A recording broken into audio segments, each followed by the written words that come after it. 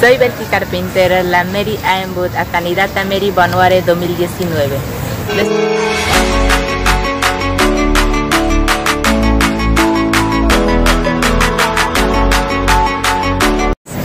Mi pasión es escalar grandes retos en la vida y me gusta en mi tiempo libre hacer nahua y estar con mi familia.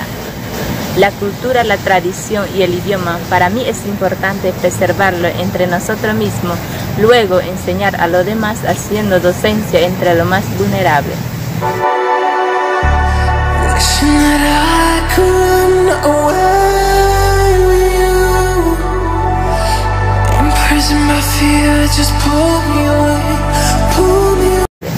Participar en este evento ha sido un gran apoyo para mí, tanto en la vida social y personal y la vida universitaria. Para mí, todo en esta vida requiere de un proceso de aprendizaje más que competir por una corona. Lo primordial es llevar mensaje positivo de practicar, fomentar y resaltar todo lo relacionado a nuestra identidad entre nuestros hermanos y hermanas, Ngobe y Bugle.